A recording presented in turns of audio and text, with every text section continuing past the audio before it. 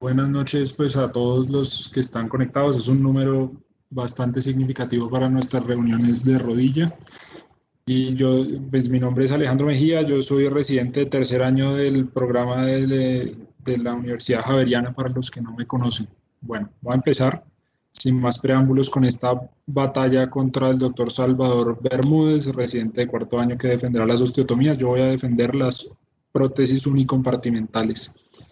Y decidí empezar este tema con este título, que es las prótesis unicompartimentales de rodilla.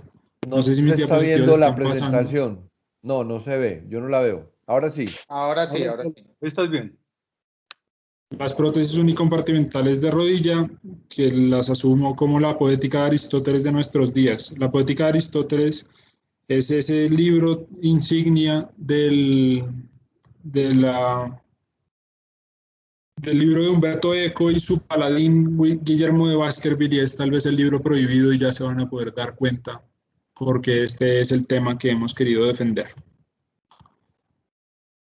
Como decía en la película de Billy Chappell, el amor por el juego, el actor Kevin Costner, creo que tengo problemas con el paso de las imágenes.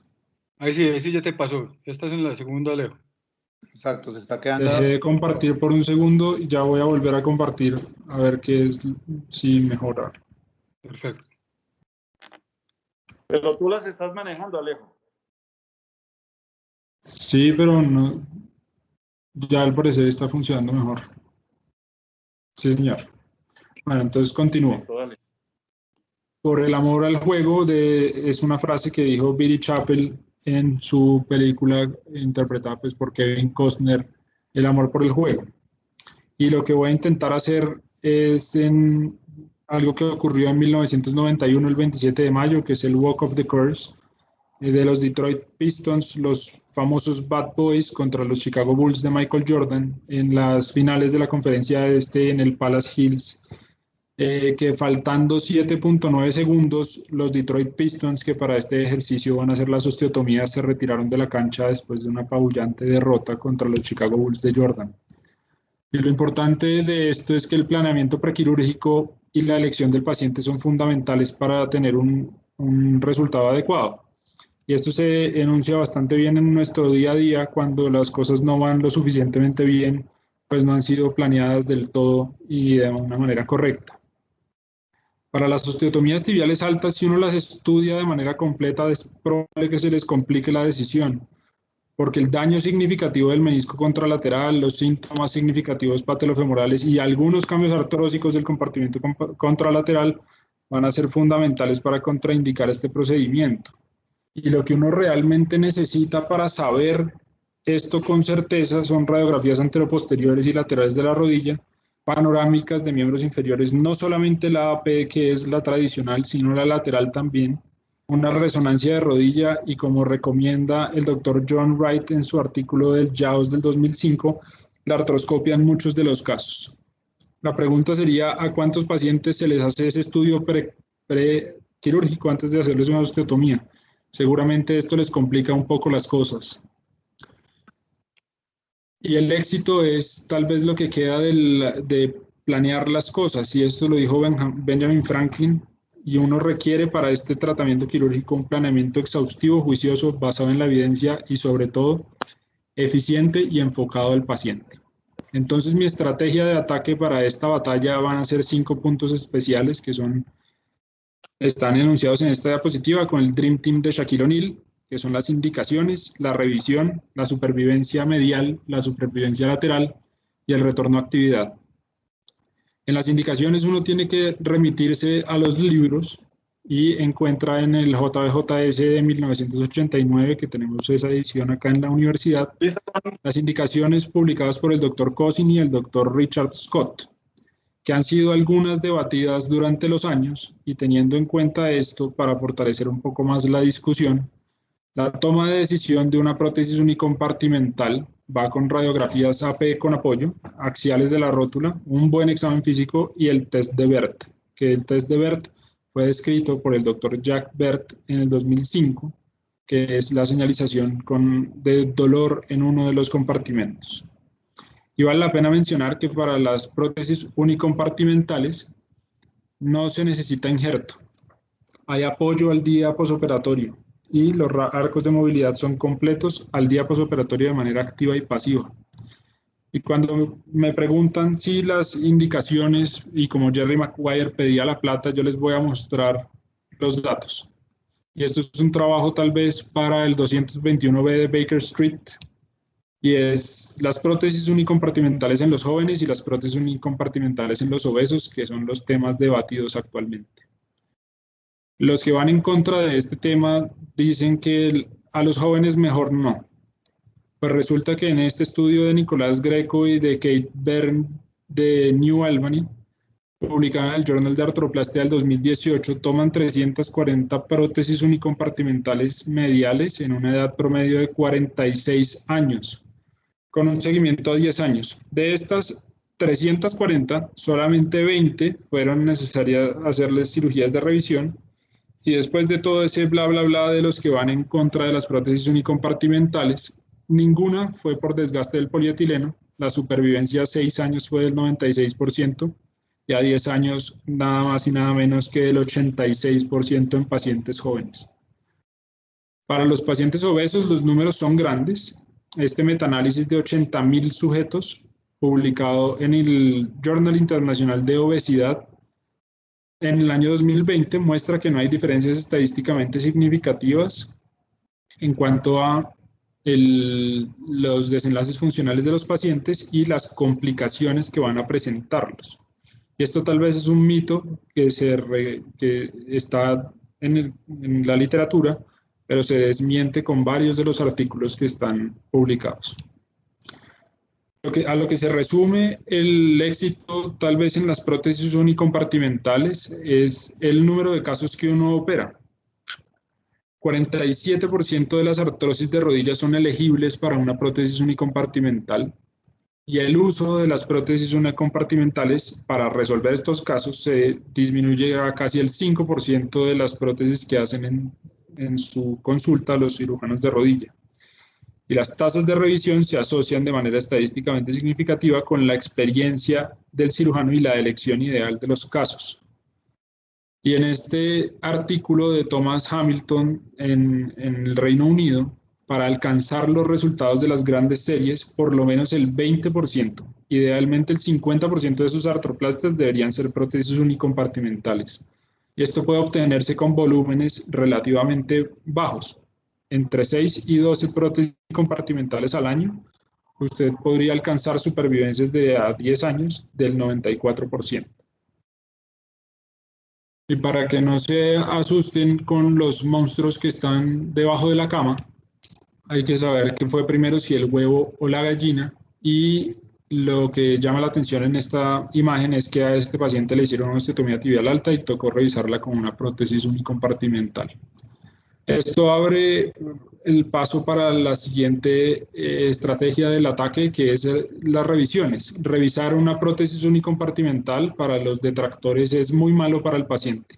Y resulta que esto no es tan cierto y está soportado en la literatura por el doctor Lombardi, uno de los famosos, pues, y Joan Adams del Journal de Artroplastia del 2018, publicado en New Albany, Ohio. 184 pacientes con 193 prótesis unicompartimentales que fueron llevadas a revisión, y 177 pacientes en la otra corte con 257 prótesis totales de rodillas llevadas a revisión. Y cuando uno hace el análisis de los desenlaces funcionales post-revisión, se da cuenta que los desenlaces son mejores para los pacientes que son llevados a una revisión que los que son operados en revisiones de cirugía de prótesis de rodilla, pues. Si revisar una osteotomía tibial alta en teoría fuera más fácil que una prótesis unicompartimental, hay que remontarse a los artículos de Michael Cross y Craig de la Valle en nada más y nada menos que el Hospital for Special Surgery y el Mass General de Boston. Publicado en el 2014 en el Journal de Artroplastia, con 49 revisiones de prótesis unicompartimentales llevadas a prótesis totales de rodilla y 43 revisiones de prótesis de osteotomías tibiales altas, llevadas a prótesis total de rodilla. cuando uno las compara con revisiones asépticas de prótesis de rodilla normales y 97 prótesis primarias en un seguimiento a 5 años, uno tendría que preguntarle a los Mythbusters si estarían de acuerdo con que revisar una osteotomía tibial alta es más fácil que una prótesis unicompartimental. Porque la respuesta es que no. Adam Savage podría decirles que no con toda la tranquilidad porque el tiempo de estancia, el tiempo operatorio y el porcentaje de uso de implantes diferentes a los de revisión es mayor en las prótesis, en las osteotomías tibiales altas. Las complicaciones son significativamente mayores y las tasas de reoperación, siendo importante la manipulación bajo anestesia, son mayores en las osteotomías tibiales altas. Cuando uno las revisa, esas osteotomías tibiales altas y las lleva a prótesis totales de rodilla, los desenlaces son funcionales y los desenlaces autorreportados por los pacientes son similares, sin diferencias estadísticamente significativas. Pero la complejidad técnica es muy superior en la osteotomía tibial alta que va a ser llevada a prótesis total de rodilla que en la unicompartimental que va a ser llevada a prótesis. Sin embargo, hay que mencionar que el requerimiento de vástagos de revisión es mayor en la prótesis unicompartimental de rodilla. Sobre la supervivencia, sin lugar a duda, hay que mencionar a Gloria Gaynor y el I Will Survive, porque aquí es donde empieza a cantar la osteotomía tibial alta con sus resultados y su supervivencia. En el artículo de John Wright del JAWS del 2005 muestran diferentes series de casos y estudios clínicos donde la supervivencia a 5 años de la osteotomía tibial alta es mayor del 85%, con esto uno podría estar satisfecho, pero ya a 10 años va del 28 al 74 y a 15 años aproximadamente son del 50. Los desenlaces reportados por los pacientes que sean excelentes a buenos a 10 años son solamente del 60%. Y eso, digamos que sería la forma en la que el Dr. Evil podría decir que la osteotomía tibial es la cirugía ideal. En cuanto a la supervivencia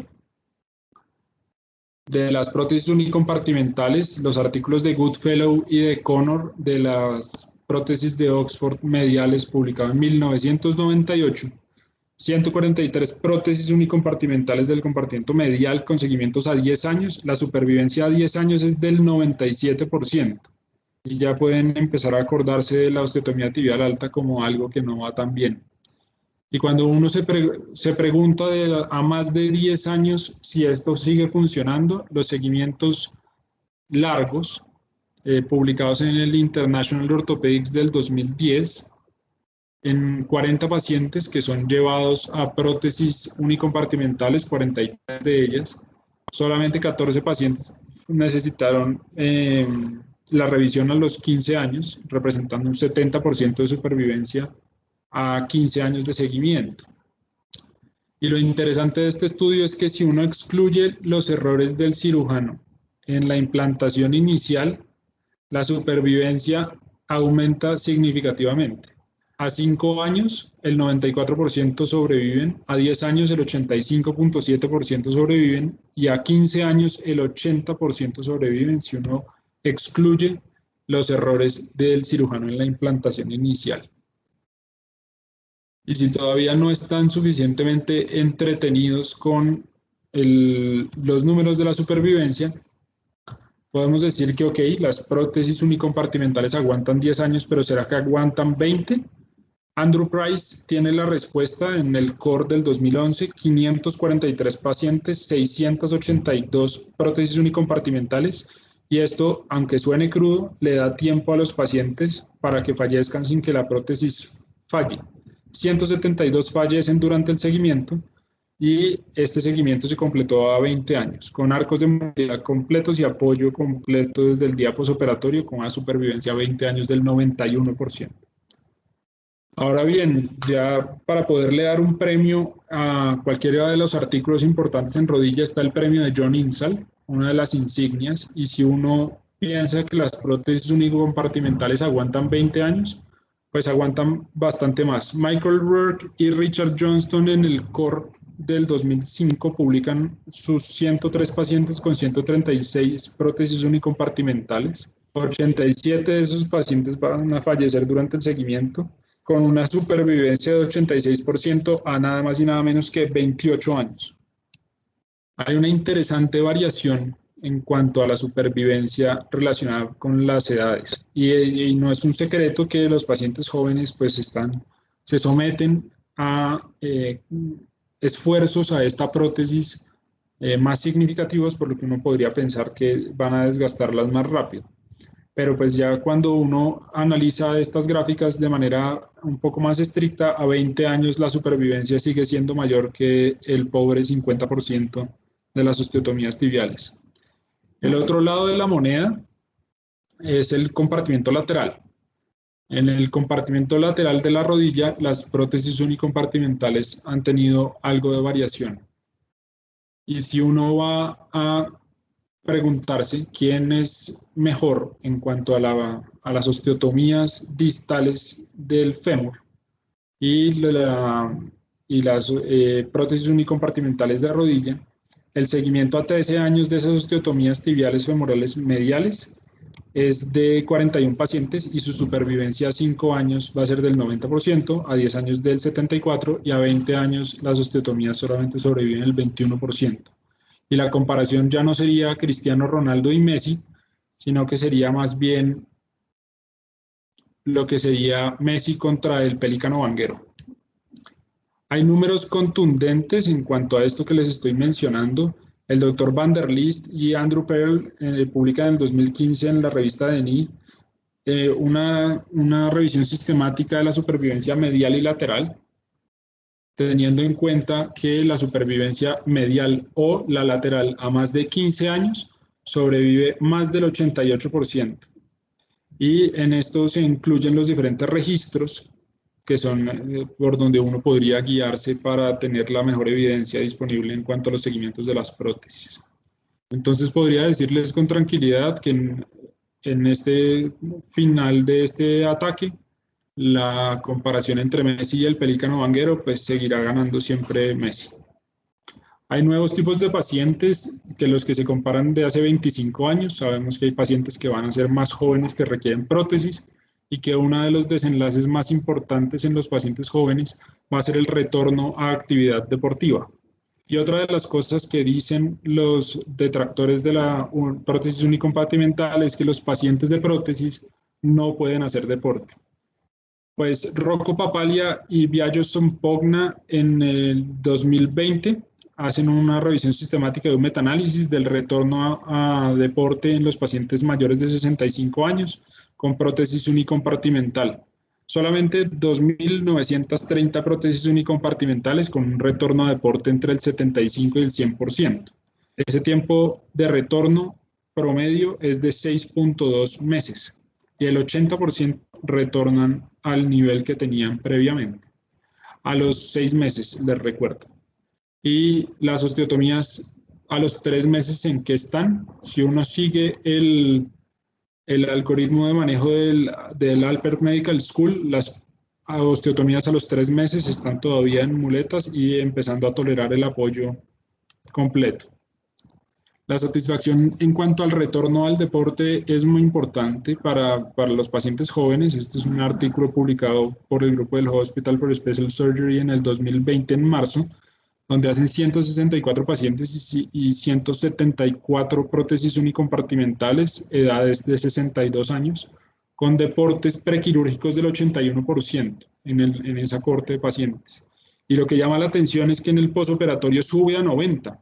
O sea, 15 pacientes empezaron a hacer actividad deportiva después de que se les implantó la prótesis. El retorno a nivel deportivo es del 85% y la satisfacción es más del 80%. Y los deportes a los que vuelven es natación, golf, ciclismo o levantamiento de pesas. Y para nuestros contrincantes que defienden las osteotomías, les podemos decir que tranquilos, no se preocupen, porque cuando uno hace una osteotomía tibial y falla, en el Instituto Rizzoli y en el Instituto Ortopédico Galeazzi en Milán, en un artículo publicado en el Journal de Artroplastia de 2021, pueden estar tranquilos que si les falla la osteotomía tibial alta, nosotros la podemos revisar con una prótesis unicompartimental restableciendo los ejes mecánicos del paciente sin ningún problema. Las podemos revisar. El seguimiento de este grupo es para deformidades en varo operadas con osteotomías tibiales altas y 27 pacientes son revisados con prótesis unicompartimentales. Los pacientes están, entre comillas, peor antes de estar revisados que en la osteotomía tibial alta que con la prótesis unicompartimental. Y una vez están revisados, la diferencia es estadísticamente significativa. Y adicionalmente, el delta de mejoría pre a posoperatorio es mayor en la revisión que en la osteotomía tibial alta. Entonces, para esto les quiero decir que esta obra se llama El impacto de un libro, y pueden ver cómo solamente un libro cambia la percepción de toda una pared de ladrillo. Y el misterio que hay alrededor de la poética de Aristóteles empieza con William de Baskerville y Atzo de Melk en el laberinto de la biblioteca, donde están haciendo una investigación porque el ciego Borges decidió envenenar el libro de la poética de Aristóteles, y a eso se resume la evidencia y el voz a voz en el que se encuentra la prótesis unicompartimental de rodilla. Y como diría el coach Carter de Samuel Jackson en el 2005, para mis profesores de cirugía de rodilla, que con esto termino mi rotación, el promedio simplemente no es suficiente. Muchas gracias a todos.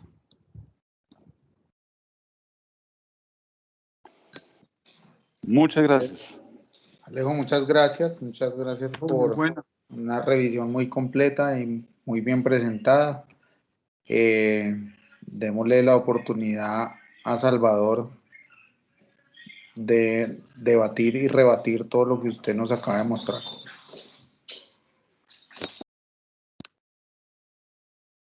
Bueno, muy buenas noches. Muchas gracias al doctor Mejía por su presentación.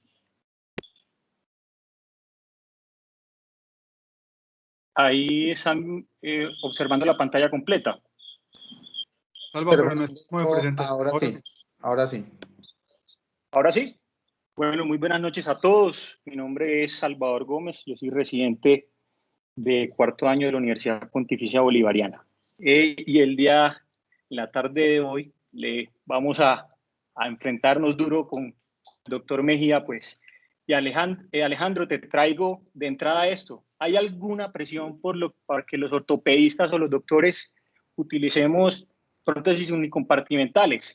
Pues realizando una búsqueda reciente en Google, colocando artrosis unicompartimental de rodilla, te das cuenta que en las dos primeras páginas de Google, en los 20 enlaces que hay disponibles, 14 de esos enlaces hablan de artroplastias unicompartimentales y 0 de osteotomías, ¿sí? Y aún más, haciendo referencia a esta última publicación en DENI en este año, en donde a través de la evaluación por 4 motores de búsqueda con los parámetros de calidad más rigurosos, incluso por la revista JAMA, encontraron que la información acerca de las osteotomías era variable en calidad y exhaustividad, y que en los sitios médicos en donde había alguna información acerca de las osteotomías eran los sitios con más baja calidad en la web, y en los pocos sitios en donde había alguna calidad en la información era un nivel supremamente elevado y poco comprensible, que incluso para el médico. Ya podrás imaginarte la información que podrá adquirir un paciente al momento de buscar información en la web acerca de las prótesis unicompartimentales. Y por otro lado, ¿cuántos ofrecimientos hemos recibido acerca de entrenamientos en prótesis unicompartimentales y en prótesis totales de rodilla? Creo que más de uno, pero qué tanta disponibilidad y qué tanta oferta tenemos acerca del entrenamiento adecuado en osteotomías? Nos consideramos que tenemos buenos principios de malalineación, y más aún, tenemos las competencias técnicas adecuadas para hacer y cumplir con todos los principios de una osteotomía. Pues te dejo esa pregunta ahí a la mano. Pero finalmente nuestro objetivo al momento de ofrecerle a un paciente una osteotomía es finalmente realinear las fuerzas de carga de la rodilla hacia el compartimento sano para minimizar la progresión de la artrosis, además de mejorar la estabilidad, los síntomas y evitar o posponer la artroplasia total de rodilla. Y eso básicamente, doctor Mejía, ¿cómo lo cumplimos? Uno, entendiendo la historia natural de la artrosis unicompartimental. Muy importante, conociendo la biomecánica de la rodilla y tener adecuados principios de malalineación y ser muy precisos en la indicación exacta y precisa para el paciente que sea más adecuado realizarle este procedimiento. ¿Y eso en qué se va a traducir, doctor Mejía? En que mi paciente tenga buenos desenlaces. Y es que tradicionalmente o previamente se creía que todos los pacientes con un genu valgus se tenía que corregir con osteotomías femorales, o que todo el paciente con genu valgus se debería corregir con osteotomías tibiales. Resulta que no. Ese es uno de los primeros mensajes que nos debemos llevar de esta presentación. Es que todo paciente que sea candidato o en el que estemos pensando ofrecerle una osteotomía como método de tratamiento, doctor Alejandro, tiene que ordenarle un test de malalineación para definir exactamente en dónde tiene la deformidad, si es en la tibia o si es en el fémur. ¿Por qué? Porque si se realizan osteotomías de manera aleatoria y sin cumplir con los principios, lo que podemos llevar al paciente es a una mala orientación de la línea articular y un aumento significativo de las fuerzas cizallantes en el cartílago tibio femoral, para cual él no está diseñado. ¿Qué alrededor de los desenlaces en las osteotomías? Doctor Mejía, pues en las últimas revisiones y en la revisión de Cochrane en el 2014 y por el metaanálisis publicado por Hu y colaboradores en el 2017, está muy claro en decir en que las osteotomías mejoran el dolor del paciente, mejoran los puntajes funcionales, tienen una tasa de supervivencia a 10 años entre el 70 y el 90%, y solo con un porcentaje de complicaciones mayores publicado en donde se refiere en el trabajo de Hans y colaboradores en el 2018 de un 8.6%. Entonces, la eficacia y efectividad de este procedimiento no puede quedar nunca en entredicho. Pero ahora bien, que es donde está el meollo de este asunto, doctor Mejía, ¿cuál es su paciente adecuado para ordenar este tipo de procedimiento? Esto no puede ser una cosa aleatoria, esto requiere un estudio juicioso de cada paciente que tengamos en el consultorio y no puede ser que se tome a la ligera. Y la primera perla que les traigo es que el paciente debe ser en general fisiológicamente menor de 60 años, y lo podemos discutir más adelante, que cumpla con unas características clínicas. ¿Cuáles? Que tenga un dolor localizado solo en un compartimento tibiofemoral, que tenga una deformidad en el plano coronal y, ojo, que no solo sea debida a una deformidad intraarticular, y que tenga un rango de movilidad completo solo tolerando máximo 5 grados de contracturas en flexión. Ojo, que el paciente idealmente no sea fumador, y que si tiene inestabilidades ligamentarias, esta sea corregible, y que en lo posible tenga un índice de masa corporal menor de 30. Y también, ojo, debe cumplir con unas condiciones radiológicas, doctor Mejía, y esto es una de las cosas que nos debemos llevar todos y casi todos los residentes que estén aquí en esta presentación, y es que debe tener solo estrecho, parcial o totalmente un compartimento, y debe, como condición sine qua non, tener una deformidad extraarticular mayor de 5 grados, para lo cual Lovenhofer nos presenta el tibial bone varus angle, en donde se debe definir si ese paciente tiene una deformidad extraarticular o no para que sea candidato a una osteotomía. Y ojo, no olvide que aquel paciente y que se le haga la evaluación juiciosa, debemos descartar muy juiciosamente que no tenga compromiso de múltiples compartimentos, porque no sería candidato, que no curse con artritis inflamatorias, y que, ojo, el que tenga ausencia de deformidad ósea no va a ser un candidato para este tipo de procedimientos. Y les dejo en asterisco la obesidad y los cambios patelofemorales, porque ya hay trabajos más recientes que han mostrado grupos de pacientes a los cuales se les ha ofrecido osteotomías, y pacientes a los que han tenido cambios patelofemorales asintomáticos o leves, e incluso la osteotomía le ha mejorado los síntomas patelofemorales. Entonces, esta es una de las contraindicaciones que podría ser discutible más adelante. Entonces, doctor Mejía, osteotomía o artroplasia unicompartimental. Vamos a ver entonces si lo convencemos con esto. Y empezando con la ciencia básica, este trabajo publicado este año, doctor Mejía, en donde evaluaron el aumento de las fuerzas de contacto que hay entre la tibia y el fémur después de que sometieron in vitro a dos preparados con prótesis unicompartimentales y osteotomías altas de la tibia. ¿Y qué encontraron los autores? Que aquellos preparados que fueron sometidos a prótesis unicompartimental después de 5 grados de valgo tenían mayor fuerzas de contacto tibio-femoral en el compartimento lateral en comparación con las osteotomías tibiales proximales. Y explicado por la distensión o por la tensión a la que eran sometidos los ligamentos, producto de que era una estrategia de tratamiento o un procedimiento intraarticular versus un procedimiento extraarticular como lo es la osteotomía proximal, a la cual evita esas fuerzas de tensión sobre los ligamentos, principalmente cruzado anterior y colateral medial. ¿Qué hay alrededor de la supervivencia de Dr. Mejía? Yo le traigo estos datos. A 10 años, en este trabajo publicado el año pasado, en donde a mediano plazo trataron de comparar los desenlaces clínicos y radiológicos de osteotomías proximales de la tibia versus la prótesis unicompartimental. A 10 años, 74.3% de supervivencia para la osteotomía versus 71% para la artroplasia unicompartimental, teniendo como factores a favor para la artroplasia, para la osteotomía, llamativamente el sexo femenino, aquellos pacientes menores de 55 años, esto es muy importante, aquellos pacientes con índice de masa corporal menor a 25 y un ALBAC de 1 o 2.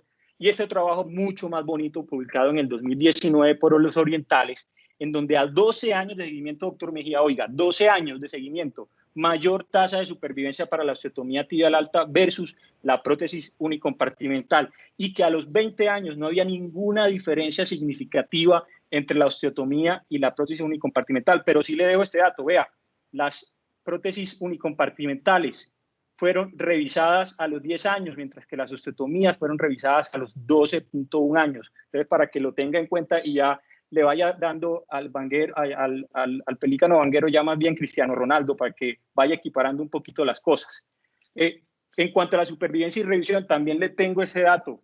La conversión a la prótesis total después de una prótesis unicompartimental fue mucho más compleja y requirió más componentes de revisión, trabajo del 2017, que cuando estaba precedida por una osteotomía tibial alta, en donde en ocasiones se requirió solo vástagos en el componente tibial para proteger el sitio de la osteotomía. Y le dejo este otro, el registro danés del 97 al 2018 con 2.133 casos. Evaluaron las supervivencias de las prótesis totales después de ser precedidas por una prótesis unicompartimental o una osteotomía, y encontraron que la supervivencia de las prótesis totales fue muchísimo menor en aquellos pacientes que fueron precedidos de una prótesis unicompartimental versus las que fueron realizadas por una osteotomía tibial alta. Y el riesgo de tener una revisión de esa prótesis total con la que se revisó al paciente fue 2.7 veces mayor que después de haberle después de haberle hecho una osteotomía alta.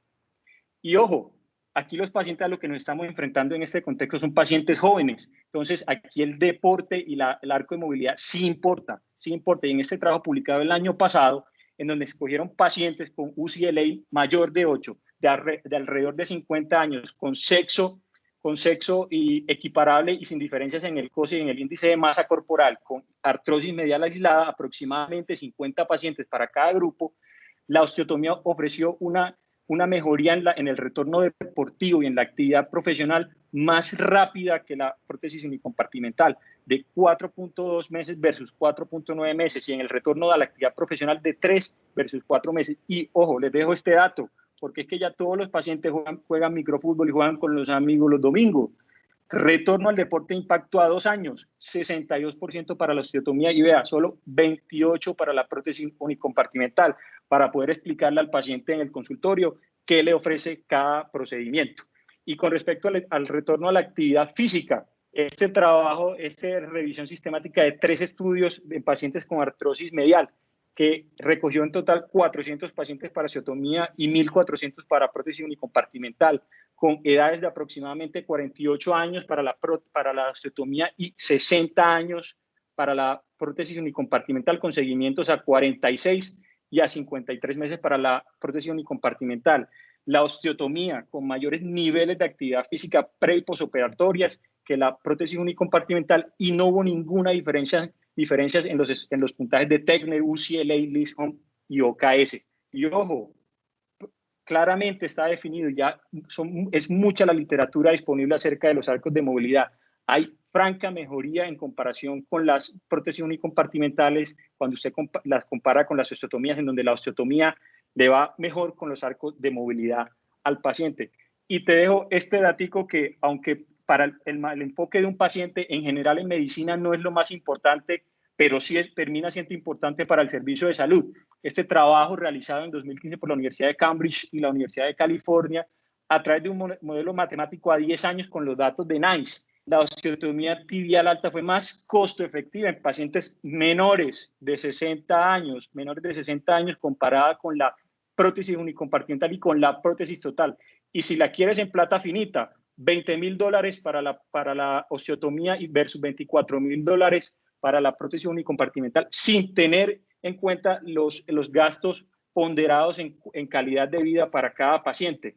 Entonces, doctor Mejía, solo una conclusión clara y contundente. Las osteotomías alrededor de la rodilla en el paciente bien elegido son un método de tratamiento que es reproducible, mejora clínicamente al paciente, le permite retornar a niveles altos de actividad física, es costo efectivo y con una excelente tasa de supervivencia a 10 años, que además ofrece menor complejidad y menor tasa de revisiones al momento de realizar una artroplastia total de rodilla. Muchas gracias.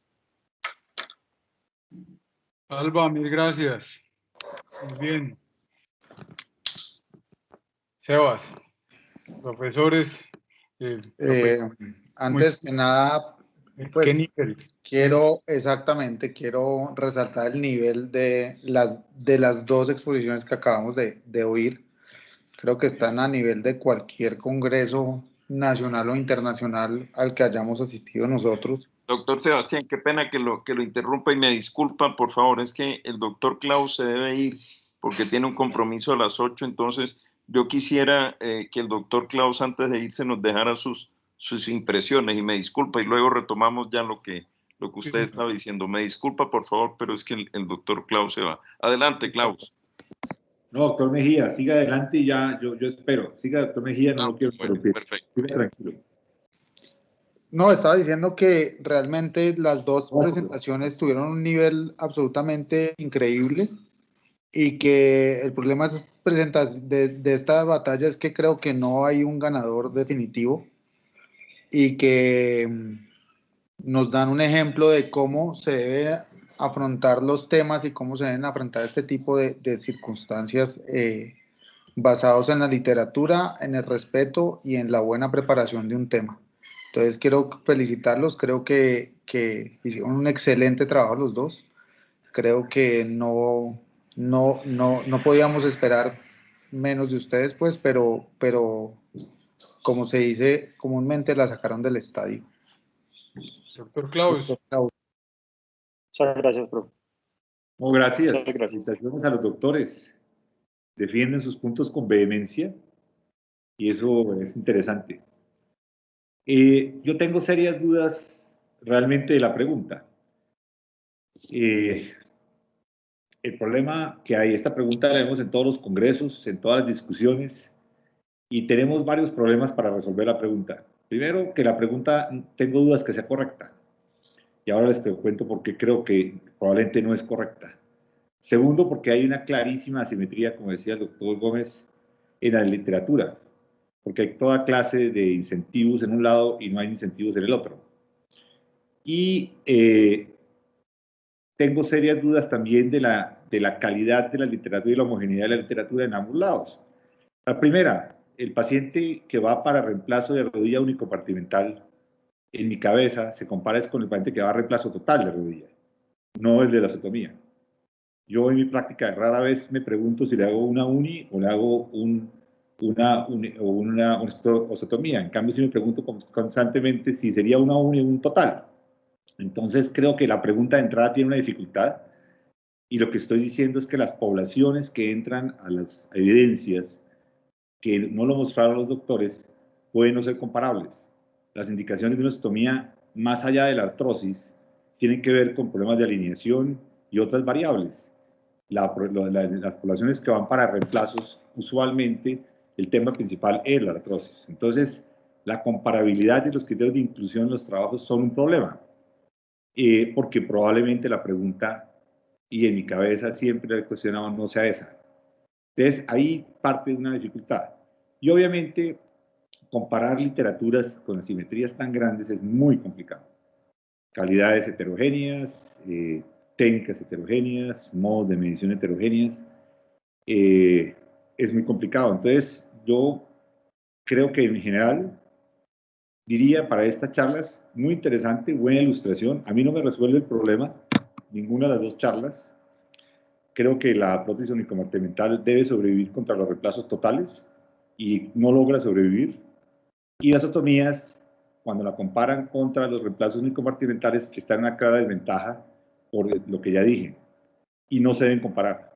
Son pacientes diferentes y son preguntas diferentes. Entonces, esa es como mi